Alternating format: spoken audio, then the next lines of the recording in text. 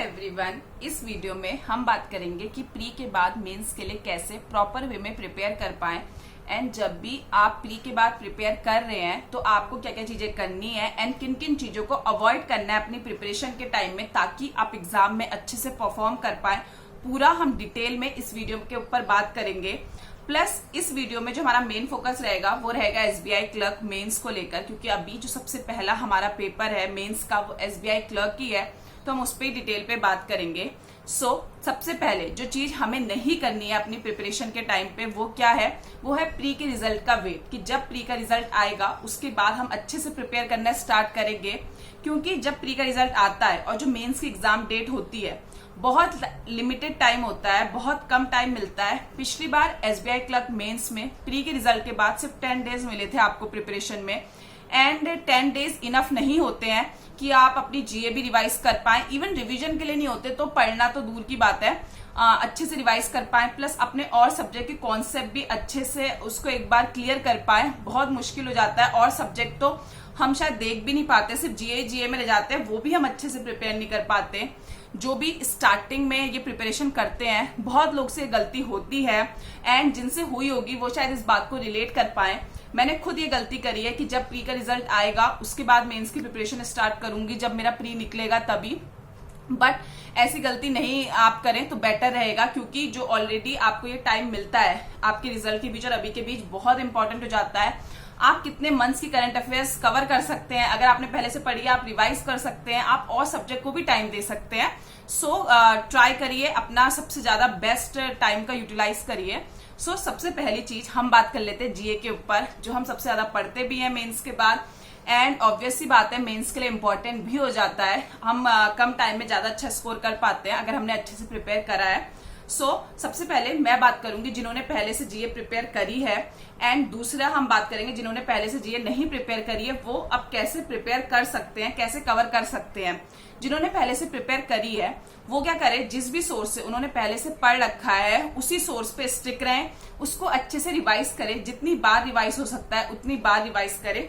Secondly आप क्या कर सकते हैं, कोई भी एक और सोर्स जैसे कि कैप्सूल फॉर्मेट में हो गया, किसी भी साइट में जाएंगे आपको जो लास्ट 6 मंथ करंट अफेयर्स होते हैं वो मिल जाते हैं एक साथ पीडीएफ की फॉर्मेट में, आप उससे रिवाइज कर लीजिए।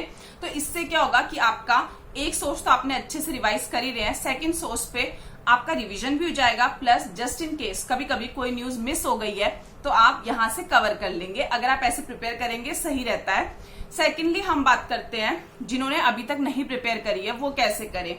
तो उन्हें क्या करना है, जो मंथली करंट अफेयर्स की पीडीएफ होती है आपको वो उठानी है, एंड मंथ वाइज स्टार्ट करना है पढ़ना अब फॉर सपोज। और कोशिश करिए कि आप लास्ट मंथ से स्टार्ट कर पाए, क्योंकि स्टार्टिंग में हम ज्यादा अच्छे से पढ़ते हैं, ज्यादा फोकस से पढ़ते हैं, एंड लास्ट के मंथ ज्यादा इंपॉर्टेंट हो जाते हैं। तो इसलिए मैं कह रही हूँ कि लास्ट से स्टार्ट करेंगे तो ज्यादा बेटर रहेगा। बाकी आपको जो बेटर लगे आप वैसे कर सकते हैं। सपोज आपने जून उठाया तो जितना भी आपको 2-3 डेज लग रहे हैं एक मंथ कवर करने में वो कवर करिए, अच्छे से कवर करिए, क्योंकि आपको ये नहीं करना कि आपको ज्यादा से ज्यादा कवर करना है, आप लिमिटेड ही कवर करिए। फॉर सपोज जैसे कि लास्ट 6 मंथ की करंट अफेयर्स इंपॉर्टेंट हो जाती है जब आप प्रिपरेशन करते हैं। लास्ट 6 मंथ नहीं हो पा रहा अगर आपसे तो आप लास्ट 4 मंथ ही करिए, लेकिन वो लास्ट 4 मंथ अच्छे से करिए, क्वांटिटी पे मत जाइए, जितना भी आप पढ़ रहे हैं क्वालिटी से पढ़िए। लास्ट 4 मंथ्स भी कर लेंगे अच्छे से, लेकिन जितना भी करा है अच्छे से। बेटर है कि वहां पे कुछ ना आए, उससे बेटर है कि आपको कुछ अच्छे से आ जाए, क्योंकि वो रिकॉल ही नहीं हो पाएगी। कैसे करना है, आपने जैसे सपोज एक मंथ कवर करा, देन सेकेंड मंथ कवर करा, उसके बाद आपको एक दिन का गैप लेके वो जो 2 मंथ आपने पढ़े हैं उसको रिवाइज करना है। इससे क्या होता है, जब हम रिवाइज कर लेते हैं टाइम पे इजी हो जाता है रिकॉल करना, थोड़े टाइम पहले ही पढ़ा है तो आपके लिए जल्दी रिकॉल कर पाएंगे, जल्दी रिवाइज कर पाएंगे। आपको ऊपर ऊपर रिवाइज करना है, पढ़ते टाइम अच्छे से पढ़ना है, देन आप नेक्स्ट मंथ उठाइए। ऐसे ही 2 मंथ उठाने के बाद फिर से रिवाइज करिए, फिर कोशिश करिए एक दिन और देके इन सारे मंथ्स का पहले 4 मंथ्स का पहले रिवाइज कर लीजिए, फिर लास्ट के 2 मंथ जाइए। इससे आपको कॉन्फिडेंस भी आएगा कि आप अच्छे से पढ़ रहे हैं, आप रिवीजन कर रहे हैं। सेकेंडली आपकी ज्यादा बेटर तरीके से प्रिपेयर होगी, क्योंकि जब हम लगातार 6 मंथ कवर करते हैं और हम रिवाइज नहीं करते और लास्ट के लिए छोड़ते हैं, तो लास्ट में जब हम पढ़ते हैं हमें लगता है हमने तो पढ़ा तो था, याद ही नहीं आ रहा, ये हमने पढ़ा भी था कि नहीं पढ़ा था। तो ये गलती मत करिएगा। प्लस अगर आपको बैंकिंग अवेयरनेस इसके साथ साथ कोशिश करिए कवर करिए, बैंकिंग अवेयरनेस से क्वेश्चंस आते हैं, पिछली बार भी एसबीआई क्लर्क मेंस में आए थे। तो अगर आपने करंट अफेयर्स पढ़ी और बैंकिंग अवेयरनेस नहीं पढ़ी है तो कहीं ना कहीं जिसने पढ़ रखी है आप एक स्टेप पीछे चले जाते हैं। तो बैंकिंग अवेयरनेस मैंने पहले भी अपनी जीए वाली वीडियो में बता रखा है कि बैंकिंग अवेयरनेस कितना इंपॉर्टेंट है। सेकंड, थर्ड, बजट के क्वेश्चंस कर लीजिए। बजट के क्वेश्चन पिछली बार आए थे एसबीआई क्लर्क मेंस में। सो बजट, और अभी तो पिछली बार तो अक्टूबर में था, तब भी फैब से बजट के क्वेश्चन आए थे। तो इस बार तो अभी कुछ ये तो आपके लास्ट 6 मंथ में ही बजट के क्वेश्चंस कवर हो जा रहे हैं, तो वो शायद इंपॉर्टेंट हो जाएंगे। सो बजट भी स्किप मत करिएगा। सो बाकी करंट अफेयर्स हो गया last 6 month, banking awareness and budget, इसको लेके चलिए। जितना आपसे हो पा रहा है उतना करिए, बट जितना भी कर रहे हैं अच्छे से करिए। इवन बजट मैं कहूंगी कि साथ साथ जब आप मंथली करंट अफेयर्स पढ़ रहे हैं तो बजट भी कुछ कुछ एक एक करके, जैसे सपोज एक एक टॉपिक लेके बजट के, वो आप पढ़ते रहिए डेली का डेली, क्योंकि उसमें नंबर्स होते हैं, याद करना थोड़ा सा डिफिकल्ट हो जाता है। तो अगर आप डेली पढ़ेंगे, एक दिन पढ़ने से बेटर है, तो आपको रिकॉल करने में इजी रहेगा। जीए इस तरीके से प्रिपेयर कीजिए, आपको बेनिफिट मिलेंगे। क्वांटिटी पे मत जाइएगा, क्योंकि अभी जब आप प्री देके आएंगे मेंस के बाद आपको बहुत सारे सोर्सेज मिलेंगे, बहुत सारे करंट अफेयर्स की वीडियोस मिलेंगी, जिससे भी सिर्फ एक सोर्स जिससे आप कनेक्ट करते हैं सिर्फ उससे पढ़िए। ऐसा तो नहीं है कि करंट अफेयर्स कुछ ज्यादा ही बदल जाएंगी, थोड़ा बहुत हाँ चेंजेस रहते हैं, बट सब जगह से पढ़ने से अपना ही माइंड डिस्टर्ब होता है, प्लस नहीं हो पाता अच्छे से कवर। तो ट्राई करिए 1 या 2 सोर्सेज में रहिए स्टिक, लेकिन जितना भी पढ़ रहे अच्छे से पढ़िए।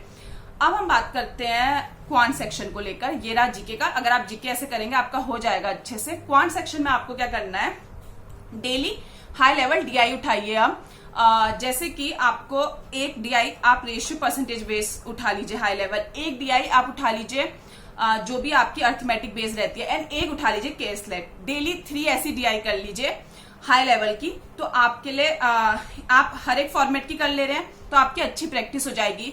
जरूरी नहीं है, क्योंकि अब टाइम कम है। अगर जुलाई 31 को पेपर होता है तो ऑब्वियसली इतना बहुत ज्यादा टाइम नहीं है, तो जरूरी नहीं है जीए भी पढ़नी है। साथ साथ ऐसा नहीं है कि आपको क्वांट में बहुत ज्यादा करना है। 3 डीआई डेली करिए हाई लेवल की, कंसिस्टेंसी से करिए, क्वांटिटी पे मत जाइए। मैंने पहले भी हर वीडियो में कहा है क्वांटिटी नहीं मैटर करती, जितना आप कंसिस्टेंसी से करते हैं वो ज्यादा मैटर करता है।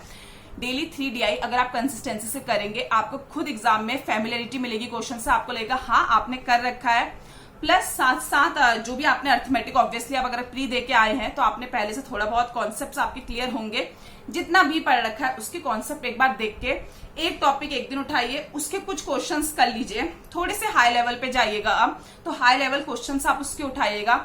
एस क्वांट की बुक से उठा सकते हैं आप लेवल 2 लेवल 3 के क्वेश्चन। लेवल 2 भी कर लेंगे, इनफ है, क्योंकि आपके कॉन्सेप्ट रिवाइज हो जाएंगे। और आपको जो मेंस में देखने को मिलता है क्वांटिटी बेस्ड क्वेश्चन होते हैं, वो भी अर्थमेटिक पे ही बेस्ड रहेंगे। आपकी डेटा सफिशिएंसी होगी वो भी अर्थमेटिक पे बेस्ड रहेगी।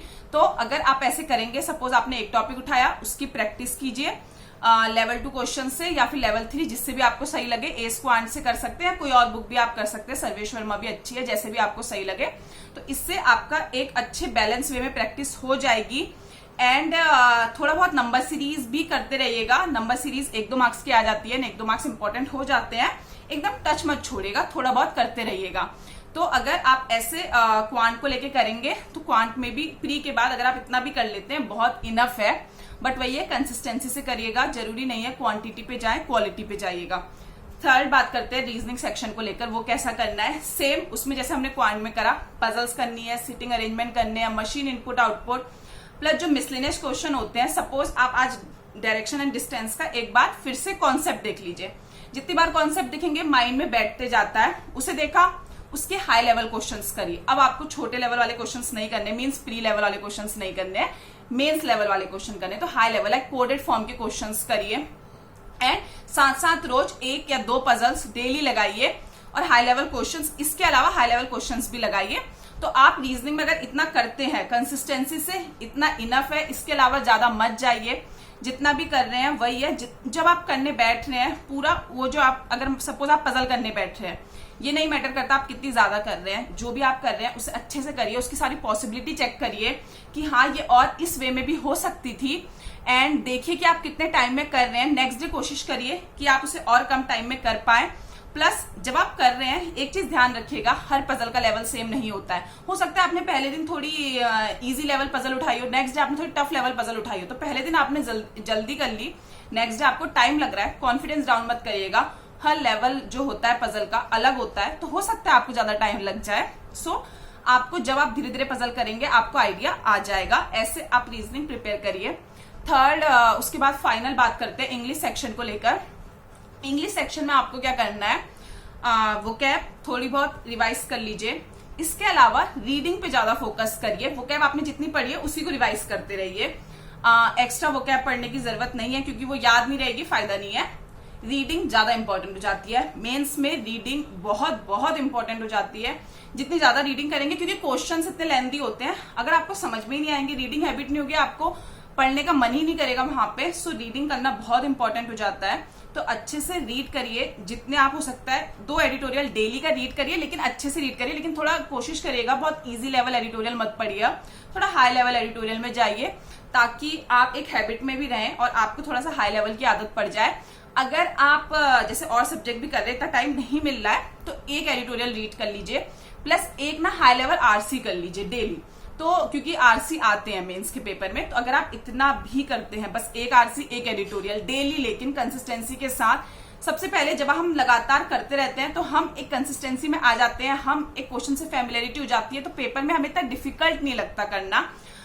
अगर आप इतना भी इंग्लिश में करते हैं इनफ है। सो बाकी ये सारे सब्जेक्ट्स करा आप ऐसा करिए, आपको सच में अच्छा रिजल्ट मिलेंगे। आपको एक वीक बाद खुद फील होगा कि आपकी परफॉर्मेंस अच्छी हो रही है। प्लस वही है, क्वांटिटी पे मत जाइएगा, कंसिस्टेंसी पे जाइएगा। मैंने हर वीडियो में बोला है, कम करिए, ज्यादा करके कोई फायदा नहीं होता। अगर आप उससे एक दिन कर रहे हैं देन नेक्स्ट डे नहीं कर रहे हैं, इंस्टेड कि आप लिमिटेड कर रहे हैं और आप अच्छे से कर रहे हैं, आपके अंदर कॉन्फिडेंस बढ़ता है, आपकी प्रैक्टिस ज्यादा अच्छी होती है अगर आप अच्छे वे में करते हैं। और उसके अलावा इसके साथ साथ आपको जो करना है, मॉक टेस्ट को लेकर बात कर लेते हैं मेंस लेवल के। तो मेंस लेवल मॉक टेस्ट, अगर आपको मॉक टेस्ट से प्रैक्टिस करना ज्यादा पसंद है, बहुत अच्छा लगता है, तो आप ऑल्टरनेट डे एक दिन छोड़ के मॉक टेस्ट दे सकते हैं, क्योंकि मेंस की मॉक टेस्ट देने में टाइम जाता है। उसको एनालाइज करिए, जैसे एक दिन आपने कर लिया, नेक्स्ट डे उसको एनालाइज करिए, आपने क्या गलत करे, क्या मिस्टेक्स करी हैं, एंड देन वो क्वेश्चन सॉल्व करने की कोशिश करिए। स्टार्टिंग के 10 to 15 डेज तो आप उसको अच्छे से एनालाइज करना। जो लास्ट में अगर आप पेपर से 3 to 4 डेज पहले जब आप मॉक टेस्ट देंगे तो एनालाइज कर लीजिएगा कि आपने क्या गलती करी है, ये मिस्टेक आप ना करें। बट पूरा पेपर जरूरी नहीं है आप सॉल्व करें, क्योंकि बहुत टाइम जाता है और आपको और चीजें भी रिवाइज करनी है, जीए और ये सब चीजें ज्यादा रिवाइज कर लीजिएगा, तो जरूरी नहीं। लेकिन स्टार्टिंग में आप पूरा अच्छे से एनालाइज करिएगा। प्लस जो मॉक टेस्ट के अलावा और ज्यादा प्रैक्टिस करते हैं, मॉक टेस्ट से उतना नहीं प्रैक्टिस करते, फिर भी कोशिश करिए वीक में 2 मॉक्स दे दीजिए, क्योंकि जब हम मॉक्स देते हैं तो हमें समझ में आता है कि हम यहाँ पे जो मिस्टेक कर रहे हैं वो हम पेपर में अवॉइड कर पाते हैं। कि सपोज हमने पहले कोई पजल उठा ली और पीछे मिसलिनियस क्वेश्चन थे, तो हमें रियलाइज होता है नहीं, अब हमें ये गलती नहीं करनी पेपर में, हमें पेपर पहले देखना है, आगे हो सकता है इजी क्वेश्चंस हो, तो हमें कैसे पेपर उठाना है, पेपर में किस टाइप के क्वेश्चंस हमें उठाने हैं, हमें अपनी स्ट्रेंथ पता चल जाती है, हमें अपनी वीकनेस पता चल जाती है जब हम मॉक्स देते हैं। तो ट्राई करिएगा कि आप कम से कम 2 मॉक्स दें, उसे अच्छे से एनालाइज करें, क्या गलती कर रहे हैं ये देखें। इसके अलावा आप क्या कर सकते हैं कि मॉक सबमिट कर दीजिए, एंड मॉक सबमिट करने के बाद जो वो उसके क्वेश्चन है वो सॉल्व कर लीजिए, क्योंकि मॉक्स के क्वेश्चंस के लेवल अच्छे होते हैं, आपको मेंस लेवल के क्वेश्चंस के मिल जाते हैं, तो वहां से प्रैक्टिस करिए। और जब आप सबमिट करेंगे कोशिश करिएगा, अगर आप रिसेंट के ही दे रहे हैं तो जीए सेक्शन कर लीजिए, उसके बाद सबमिट कर दीजिए, क्योंकि जीए फिर आप टाइमर के साथ कर लेंगे। एंड इसके अलावा आप सेक्शनल क्यूज दे सकते हैं। सेक्शनल क्यूज में आपको क्या करना है कि जब भी आप सेक्शनल क्यूज देंगे तो एक दिन आप क्वांट दे दीजिए, सेकंड डे आप रीजनिंग की दे दीजिए, थर्ड डे आप इंग्लिश की दे दीजिए, ऐसे करके ऑल्टरनेट डे दे दीजिए। तो आपकी सेक्शनल क्यूज के साथ भी प्रैक्टिस हो जाएगी, विद टाइमर आपकी प्रैक्टिस हो जाएगी। सो ओवरऑल अगर आप ऐसा करेंगे कंसिस्टेंसी के साथ, जीए जितना भी बता रखा है उसे अच्छे से प्रिपेयर करेंगे बैंकिंग अवेयरनेस के साथ, आपको कोई प्रॉब्लम नहीं आएगी पेपर में। एंड आई होप आपको ये वीडियो यूजफुल लगी हो एंड आपको इससे हेल्प मिले एंड आपका अच्छा इंप्रूव हो पाए परफॉर्मेंस। एंड मिलते हैं नेक्स्ट वीडियो में, टिल देन बाय बाय।